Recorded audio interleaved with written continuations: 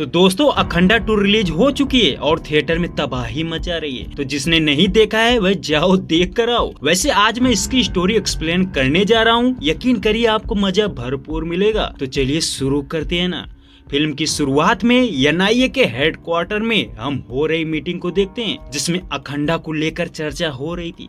दरअसल अखंडा ने कई लोगों को मारा था, इसलिए एनआईए की चीफ उसके खिलाफ एक्शन लेने का फैसला ले रही थी। इसी सिलसिले में वह अपने ऑफिसर से बात कर रही होती है। अब इस पर एनआईए ऑफिसर पेरुमल का कहना था कि वह अखंडा के खिलाफ एक्शन नहीं ले सकता, क्योंकि वह बिना वजह एक चीटी को भी नहीं मारता। यानी पेरुमल उसकी खूब तारीफ करता है और यहाँ पर वह उसको कानून से भी बड़ा बता देता है, जिससे चीफ का कहना था कि चाहे वह कितना भी धर्म का रक्षक हो, बट देश तो कानून से ही चलता है और उसने कानून तोड़ा है, तो इसलिए उसके खिलाफ एक्शन लेना पड़ेगा। तभी पेरुमल साफ साफ मना करता है कि वह ऐसा कुछ नहीं करेगा, इसीलिए अपने जॉब से रिजाइन लेने का फैसला लेता है और वहाँ से चुपचाप चला आता है। उसके बाद हम अखंडा को देखते हैं, जो एक मंदिर में जाता है, जहाँ पर कुछ साधु लोग पूजा कर रहे होते हैं। अब यहाँ पर पता चलता है कि अखंडा का जन्म इसी मंदिर में हुआ था। साधु उसे बताता है कि अभी तक उसने जितने भी संकट झेले हैं, अब उससे भी बड़ा संकट आने वाला है। अगर उसे निपटना है तो उसे साधना करना पड़ेगा, यानी अष्टलिंगम रुद्रपीठ। इस तपस्या के पूरा होते ही उसको बहुत सारी शक्तियां मिलेगी, जिससे चाहे कोई भी हथियार हो, सिर्फ उसके ही इशारों पर नाचेंगे। बट दिक्कत तो ये थी कि इस साधना को करते समय अगर जरा सी भी गलती हुई तो सीधा मौत। बट अखंडा जरा से भी नहीं डरता, वह इस साधना को करने के लिए तैयार हो जाता है और फाइनली उस रुद्रपीठ पर अपनी एक पैर पर खड़ा होकर तपस्या करने लगता है। अब सीन शिफ्ट होता है चाइना के तिब्बत बॉर्डर के पास, जहाँ पर कुछ लोग बुद्धा की पूजा कर रहे होते हैं और यहाँ पर ढेर सारी लड़कियां होती हैं जो इस संस्कृत कार्यक्रम में भाग ली होती हैं। बट उन्हें ये पता नहीं था कि यहाँ क्या होने वाला है, क्योंकि थोड़े ही देर में वहाँ पर एक इंसान के रूप में हैवान आता है, जिसका नाम था जियांगली। वह चाइनीज आर्मी जनरल था और इंडिया का सबसे बड़ा विरोधी, यानी इंडिया से बहुत ज्यादा नफरत करता था। तो यहाँ पर एक बंदा उसकी फैमिली के बारे में गलत छाप दिया था और उसकी शिकायत इंडिया से भी करने को बोला था, जिससे जनरल यहाँ पर आता है और सबको पल भर में मौत के घाट उतार देता है। हम देखते हैं कि वह किसी को भी नहीं छोड़ता। तभी वह स्वामी से कहता है कि उसे इंडिया पर भरोसा है ना, तो चाहे वह उसके बारे में इंडिया को बताए। हम देखते हैं कि जियांगली यहाँ पर इतना बड़ा कांड कर देता है, बट तभी उसे पता चलता है कि उसके कई आर्मी सोल्जर्स मारे गए। अबे सुनकर वह गुस्से से बॉर्डर के पास पहुंचता है। वहां पता चलता है कि इंडियन आर्मी ने उनके कुछ सोल्जर को मार दिया था और दिक्कत तो ये थी कि उसमें जियांगली का एक लौता बेटा भी था, जिससे वह बहुत ज्यादा प्यार करता था। अब ये देखकर वह आग बबूला हो जाता है। उसे हर हाल में इंडिया से बदला लेना था, बट ये इतना आसान तो नहीं था, इसलिए वह एक्स जनरल चांग से मिलने जाता है, जो बेहद खतरनाक था। हम देखते हैं कि चांग भागवत गीता के श्लोक पढ़ रहा होता है। ये देखते ही जियांगली गुस्सा हो जाता है। उसका कहना था कि जिस देश ने उसके बेटे को मार दिया और तुम हो कि उसी देश की भागवत गीता को पढ़ रहे हो। तभी चांग उसे बताता है कि वह इंडिया का सबसे बड़ी जड़ के बारे में जानने की कोशिश कर रहा है, क्योंकि हजारों साल पहले कई वीर योद्धा आए। वह इंडिया को जीतना चाहे, बट फिर भी भारत का कुछ बिगाड़ नहीं पाए। विश्व विजेता सिकंदर भी इसी विचार से गया था कि वह भारत को जीत लेगा, बट अंत में वह सिर्फ एक मुट्ठी मिट्टी ही वापस लेकर गया। यानी चांग का कहने का मतलब था कि भारत के लोगों के अंदर हिम्मत और विश्वास सिर्फ भगवान की वजह से आता है। वह भगवान को बहुत ज्यादा मानते हैं, इसलिए चाहे कोई भी परिस्थिति हो वह उसका डट कर सामना करते हैं। इसलिए अगर इंडिया को हराना है तो सबसे पहले उनके धर्म पर वार करना होगा, यानी उनके अंदर से भगवान को मिटाना होगा, कि उनको लगे कि भगवान नाम की कोई चीज ही नहीं है। वेल ये था चांग का प्लान। अब वह जियांगली से कहता है कि अगर उसे इंडिया को खत्म करना है तो उन्हें एक हथियार को लाना होगा, जिसे उन्होंने छुपा कर रखा है। तो यहाँ पर वह किसी घातक हथियार के चलते इंडिया पर अटैक करने की फिराक में थे। वहीं दूसरी तरफ इंडिया में पीएम को ये बात पता चल चुकी थी कि इंडियन आर्मी ने जियांगली के बेटे को मार दिया है, जिससे वह बदला लेने के लिए उन पर अटैक करने की कोशिश करेगा। उसके बाद दिल्ली के अंदर ही पीएम प्रेस मीटिंग होने वाली थी। दरअसल India rural village development programme के तहत वह कई गाँवों को डेवलप करना चाहते थे, तो उसी सिलसिले में मीटिंग होने वाली थी और जिसमें शांतिपुरम नाम का एक गाँव भी था। तो यहाँ पर एक कलेक्टर आता है जिसका नाम था विशाल त्रिवेदी। वैसे सेक्रेटरी पद्मावती से बताता है कि उन्होंने जो विलेज डेवलपमेंट लिस्ट बनाई है उसमें से शांतिपुरम गांव को हटा दे। अभी सुनते ही सभी शौक थे कि आखिर ये ऐसा क्यों बोल रहा है, क्योंकि इस प्रोग्राम से उस गांव का विकास होगा। बट त्रिवेदी इसकी एक खास वजह बताता है। उसका कहना था कि वहां पर गांजे की खेती की जाती है और पूरे गांव के लोगों से जबरदस्ती ऐसा कराया जाता है। इन सबके पीछे एक्स एमएलए मड्डी रेड्डी और चौड़प्पा गौड़ का हाथ है। वह उन्हें ये भी बताता है कि जब इस प्रोग्राम के लिए वहां सर्वे करने के लिए कुछ अफसर को भेजा गया तो उन्होंने उन्हें बहुत मारा और मारकर बंदी बना दिया। और उनका कहना था कि अगर इस गांव में ये प्रोग्राम लॉन्च हुआ तो वह सभी अफसर को मार देंगे। तो उसी डर से त्रिवेदी यहाँ पर आया था। अब पद्मावती परेशान हो जाती है, उसे समझ नहीं आ रहा था कि क्या करे।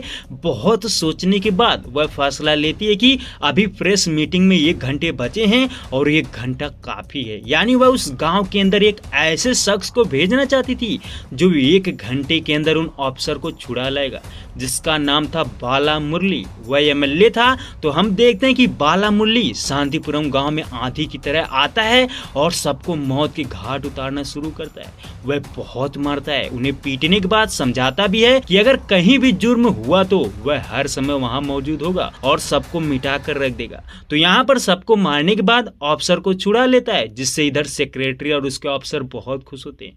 उसके बाद हम देखते हैं कि पीएम रूरल विलेज डेवलपमेंट की लिस्ट जारी कर देता है और उसके बाद वह मुरली के घर आते हैं, जहां पर वह मुरली की खूब तारीफ करते हैं। तभी पता चलता है कि मुरली की एक 17 साल की बेटी है जिसका नाम था जननी। दरअसल वह डीआरडीओ की साइंटिस्ट थी, क्योंकि उसका आईक्यू लेवल बहुत ही हाई था। वेल अब हिमाचल प्रदेश का सीन देखते हैं जहां पर जननी काम करती थी। सबसे पहले वहां डिफेंस मिनिस्टर राव आता है। दरअसल उसे बायोशील्ड प्रोग्राम की जानकारी के बारे में भेजा गया था, तो उस प्रोग्राम को सबमिट करने वाली अर्चना थी। तो यहाँ पर राव अर्चना से मिलता है। अब अर्चना से बायोशील्ड प्रोग्राम के बारे में जानने को मिलता है। उसका कहना था कि हमारे सोल्जर -50 से -60 डिग्री के टेम्परेचर में काम करते हैं और राजस्थान में तो 50 डिग्री का टेम्परेचर चला जाता है। यानी प्रकृति की वजह से जो भी उनको दिक्कत आती थी उसी से सामना करने के लिए उन्होंने बायोशील्ड प्रोग्राम बनाया था और इसे बनाने वाली का नाम था जननी, जो विजन कलाम प्रोजेक्ट के तहत ऐसा कर पाई थी। यानी इस प्रोग्राम का सारा श्रेय जननी को जाता है, जो मुरली की बेटी थी। ये सुनते ही राव जननी से मिलने को कहता है और जब वह जननी से मिलकर इस प्रोग्राम की इंस्पिरेशन के बारे में पूछता है तो जननी उसे बताती है कि उसको ये आइडिया रामायण से मिली है। अब ये सुनते ही सभी शौक थे कि आखिर ये रामायण से कैसे आइडिया पा सकती है। तो यहाँ पर जननी उन्हें बताती है कि राम जी ने कई जंगल, नदियां, पहाड़ सभी को पार करते हुए सीता को छुड़ाने गए थे। यानी उनके पास प्रकृति की तरफ से कई चुनौतियां आई, बट वह उनको बिना नुकसान पहुंचाए बड़ी ही आसानी से उनका सामना किए। इसलिए जननी ने आर्मी के लिए ये प्रोग्राम को लॉन्च किया था, ताकि ड्यूटी करते वक्त उन्हें प्रकृति से कोई भी दिक्कत ना हो। फिलहाल अभी प्रोग्राम बना था, बट इसका ट्रायल होना बाकी था। इसलिए राव उन्हें बताता है कि अगर उनका ये प्रोग्राम सक्सेस हो गया तो इंडिया का बहुत नाम रोशन होगा। वहीं दूसरी तरफ अब हम चांग को देखते हैं, जो अपने प्लान पर काम कर रहा था। तभी उसके पास जियांग ली आता है। वह बताता है कि उसने अपनी ही आर्मी को मारकर वो हथियार छीन लिया है। यानी चांग जिस हथियार के चलते तबाही लाने वाला था अब वह उनके पास था, बट वह उस हथियार को कैसे यूज करना है उसके लिए इंडिया के अंदर एक शख्स को चुने थे, जिसका नाम था अजित ठाकुर। वह पॉलिटिकल लीडर था जो बेहद ही खतरनाक। वेल अब हम ठाकुर को देखते हैं, जिसने मणिपुर के अंदर दंगा फसाद कराकर कई लोगों की जान ले ली थी। तो इसलिए पीएम उसे अपने ऑफिस बुलाया था। अब यहाँ पता चलता है कि ठाकुर पीएम की कुर्सी पाना चाहता था, बट वह ऐसा ना कर पाया। इसलिए उसने मणिपुर के अंदर ऐसा किया था। हालांकि पीएम इस वजह से जेल में भी बंद करने की धमकी देता है, बट ठाकुर को उसका डर नहीं था, क्योंकि वह पैसे देकर वहां से भी छूट जाता। तो यही वह शख्स था जिससे चांग ने हाथ मिलाया था। अब वह आगे क्या करेगा ये तो बाद में जानेंगे। वहीं दूसरी तरफ जननी का बर्थडे था, इसलिए मुरली घर पर उसके आने के उपलक्ष्य में बहुत बड़ी पार्टी रखा था। बट पता चलता है कि जननी वहां नहीं जा रही थी, क्योंकि उसका प्रोग्राम का ट्रायल था। लेकिन तभी उसे अर्चना बताती है कि प्रोग्राम में अभी टाइम लगेगा, इसलिए वह अपने घर जाए। लेकिन जननी उसको भी अपने साथ चलने को बोलती है। वेल अब वह एक साथ घर जाते हैं जहाँ पर मुरली उनका इंतजार कर रहा था। मुरली जब अपनी बेटी को देखता है तो बहुत खुश होता है क्योंकि वह साल में एक बार तो घर आती थी। वहीं शाम को पार्टी थी, उससे पहले मुरली ड्रिंक करना चाहता था, पर दिक्कत तो ये थी कि जननी सारे बॉटल छुपा दी थी, इसलिए मुरली बहुत ज्यादा परेशान था। तभी वह देखता है कि अर्चना अकेले ही ड्रिंक कर रही थी, तो मौका देखकर मुरली भी उसके पास पहुंचता है। अब अच्छे दोस्त बन चुके थे और साथ में ड्रिंक करते हैं। उसके बाद हम देखते हैं कि ठाकुर चांग और जियांगलिन से मीटिंग करता है और यहाँ पर वह प्लान बनाते हैं। दरअसल उनका प्लान था कि वह एक वायरस को महाकुंभ मेले के दौरान छोड़ेंगे, यानी गंगा नदी में उस वायरस को छोड़ देंगे, जिससे वहां जितने भी लोग स्नान करेंगे सभी के अंदर ये वायरस फैल जाएगा। फिर उनके जरिए धीरे धीरे पूरे भारत में वायरस फैल जाएगा। तो हम देखते हैं कि उनके प्लान के हिसाब से ही वह गंगा में वायरस छोड़ देते हैं, जिससे जितने भी लोग स्नान किए थे सभी धीरे धीरे करके मरने लगते हैं। यहाँ तक कि पेरुमल की एक बेटी थी, उसकी भी इसी वायरस से तबीयत खराब हो जाती है, जिससे पूरे भारत में कोहराम मच जाता है। क्योंकि अब तक करोड़ों लोगों ने स्नान किया था, अब सबको बचाना इतना आसान तो नहीं था। हालांकि इंडिया ही नहीं, कई देशों से भी लोग महाकुंभ में स्नान करने आए थे, बट अब देश में मेडिकल वार शुरू हो चुका था। पीएम आदेश देता है और जल्द से जल्द वायरस के बारे में पता किया जाए। अब सभी साइंटिस्ट उस वायरस के बारे में पता करने लगते हैं। वहीं उधर ठाकुर अपने प्लान के हिसाब से एक चाल चलता है। दरअसल वह उन लोगों को इकट्ठा करता है जिनके परिवार के लोग गंगा में नहाने से मरे थे। तो उसका कहना था कि सभी लोग भगवान पर विश्वास करके गंगा में नहाने गए थे, बट क्या हुआ, भगवान ने सबको मार दिया। अगर वह होता तो ऐसा कभी भी नहीं करता, इसलिए भगवान नहीं है, यानी वह पूरे देश को अपनी स्पीच से भड़काता है कि भगवान नहीं है, हम फालतू का पूजा करते हैं। अब ठाकुर के कहने के हिसाब से पूरे देश में लोग धीरे धीरे पूजा पाठ करना छोड़ रहे थे। वहीं पीएम को जब ये पता चलता है तो वह समझ जाता है कि ठाकुर बहुत खतरनाक चाल चल रहा है, क्योंकि अगर लोग उसकी बात को मान लिए तो देश से धर्म ही खत्म हो जाएगा, फिर हमारे देश के टुकड़े टुकड़े हो जाएंगे। इसलिए पीएम का कहना था कि कुछ भी हो उन्हें उस वायरस का एंटीडोट ढूंढना होगा। वेल अब अर्चना अपनी सभी डॉक्टर्स को मोटिवेट करती है कि उन्हें हर हाल में उस वायरस को एंटीडोट चाहिए, लेकिन दिक्कत तो ये थी कि हर घंटे में सैकड़ों लोग मर रहे थे। इसीलिए उसे ख्याल आता है कि क्या उन्होंने जो बायोशील्ड वैक्सीन बनाई है वह इस पर काम कर सकती है, तो उसके लिए किसी ह्यूमन पर ट्राई करना था। तो यहाँ पर अर्चना फैसला लेती है कि उस पर ही इस वायरस को ट्राई किया जाए, यानी उसके अंदर पहले वायरस डाला जाए, फिर उसके बाद वैक्सीन। अगर वह ठीक हो गई तो समझो सभी बच जाएंगे। हालांकि कोई उसे वायरस इंजेक्ट नहीं करता, सभी मना कर रहे थे, लेकिन अर्चना खुद वायरस वाला इंजेक्शन लगा लेती है। उसके बाद एंटीडोट बनाने की कोशिश की जाती है। हम देखते हैं कि वायरस की वजह से अर्चना की हालत खराब होने लगती है, बट थोड़े ही देर में बायोशील्ड वैक्सीन काम करना शुरू कर देती है, यानी यहाँ पर उन्हें एंटीडोट मिल चुका था, जिससे सभी बहुत ज्यादा खुश थे। और यही बात जब वह पीएम को इन्फॉर्म करते हैं तो वह भी काफी ज्यादा खुश होते हैं। लेकिन दिक्कत तो तब होती है जब ये बात ठाकुर को पता चल जाती है। ठाकुर ये जानते ही अपने लोगों से लैब पर हमला करा देता है और यहाँ पर काफी ज्यादा तबाही आती है, क्योंकि ठाकुर के गुंडे लैब को नष्ट कर देते हैं और जितने भी साइंटिस्ट थे ना सबको जान से मार देते हैं। वहीं अर्चना जननी को लेकर भागने की कोशिश करती है। यहाँ पर अर्चना जननी को एंटीडोट दे देती है और उसे बचाने की कोशिश करती है। हम देखते हैं कि वह जननी को बचाने के चक्कर में खुद की जान दे देती है। अब जननी उस एंटीडोट को लेकर पहाड़ी की तरफ भागती है, वहीं गुंडे उसका पीछा कर रहे थे। तभी कुछ दूर जाने के बाद वह उसे पकड़ लेते हैं, बट जननी के चिल्लाने से पास में ही तपस्या कर रहा खंडा उठ जाता है, जिसको दिव्य शक्तियां प्राप्त हो चुकी थी। वह यहाँ पर मौत का तांडव मचा देता है, यानी अपनी शक्ति से ठाकुर के गुंडों को बहुत ही बुरी तरह से मारता है और उन्हें मारकर जननी को बचा लेता है। हालांकि जननी भी उसे देखकर समझ जाती है कि ये उसका बाबा है, क्योंकि उसकी दादी कई सालों से उसी का इंतजार कर रही थी। वहीं उधर देखते हैं कि पीएम को पता चल चुका था कि किसी ने लैब को नष्ट कर दिया है और एंटीडोट भी गायब है। वह डर जाते हैं कि अब कुछ नहीं हो सकता। वहीं दूसरी तरफ जब ठाकुर के भाई को जननी मिली थी तो उसने ठाकुर को कॉल करके बता दिया था, इसलिए ठाकुर उस लोकेशन पर पहुंचता है। बट वहां पहुंचते ही जो देख देखता है ना, उसकी आंखें फटी की फटी रह जाती है। वह अपने भाई को मरा हुआ देखकर कांप उठता है, क्योंकि सभी को ब्रूटल तरीके से मारा गया था। वह सोच ही रहा था कि तभी वहां एक तांत्रिक आता है जिसका नाम था नेत्रा। दरअसल उसके पास भी दिव्य शक्ति थी। वह यहाँ पर ठाकुर को एक सच्चाई बताता है कि आखिर उसके पिता को किसने मारा। अब कहानी पास्ट में जाती है। हम देखते हैं कि ठाकुर देश पर राज करना चाहता था। उसके लिए वह पीएम बनने की कोशिश कर रहा था, जिसके लिए उसने कई खून बहाए थे और बहुत लोगों को मारा पीटा भी था। फिर भी वह पीएम बन न सका और हर बार उसे पीएम भगत हरा देता। अब इससे तंग आकर ठाकुर नेत्रा के पास पहुंच चुका था। अब हम नेत्रा को देखते हैं जो अपनी तांत्रिक शक्तियों की मदद से एक शैतान को जगा रहा था, जिससे वह किसी को मारना चाहता था। तो यहाँ पर जैसे शैतान जागता है तो नेत्रा उसकी मदद से एक आदमी को मार देता है। यानी नेत्रा अपने काली शक्तियों का प्रयोग करके लोगों से पैसा लेता था। तो यहाँ पर ठाकुर जब उसे अपनी समस्या के बारे में बताता है तो उसका कहना था कि उसके लिए 8 शैतानों को जगाना होगा, क्योंकि पीएम भगत शिव जी का बहुत बड़ा भक्त है। इसीलिए उसे मारने के लिए पहले 8 बाल ब्राह्मण की बलि देनी पड़ेगी।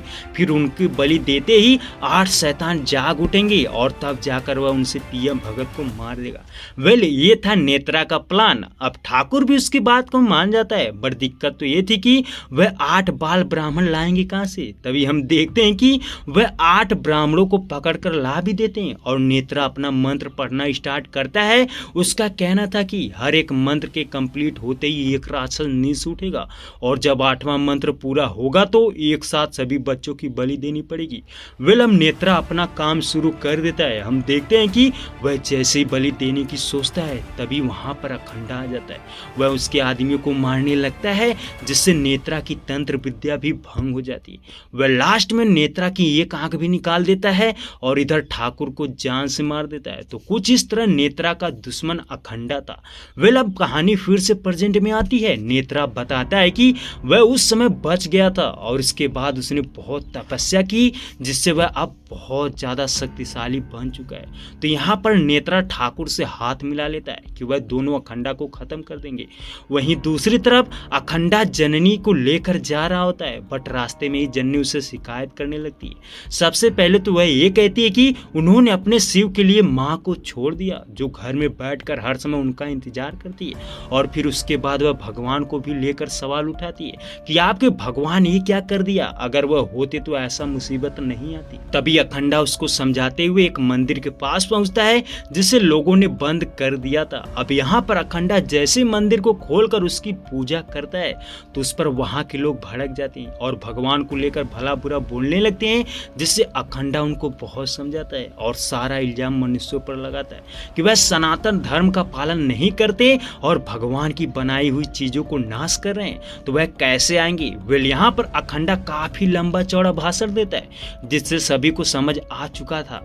वेल, अब जननी सेक्रेटरी को बताती है कि वैक्सीन उसके पास है, जिससे वह बहुत खुश होते हैं। उसके बाद वह जननी को लाने की कोशिश करते हैं। हम देखते हैं कि जैसे ही वहां हेलीकॉप्टर से उनके लोकेशन पर पहुंचते हैं तभी नेत्रा वहां पहुंच चुका था। वह हेलीकॉप्टर को ब्लास्ट कर देता है और उसका पंखा टूटने के बाद वहां के लोगों पर लगने वाला था, बट अखंडा उन्हें बचा लेता है। अब नेत्रा अखंडा को अपनी शक्तियों का रौब दिखाते हुए उसे ललकारता है कि वह उसे खत्म कर देगा। तो यहाँ पर बहुत ही जबरदस्त फाइट होती है। नेत्रा अपनी तांत्रिक शक्तियों से कुछ शैतानों को भी प्रकट कर लेता है, जिससे वह अखंडा से बड़ी बहादुरी से लड़ रहा था। बट अखंडा के अंदर अचानक हनुमान जी की दिव्य शक्ति आ जाती है, जिससे वह उसे गदे से मार डालता है। तो यहाँ पर वह ठाकुर और नेत्रा दोनों को खत्म कर देता है।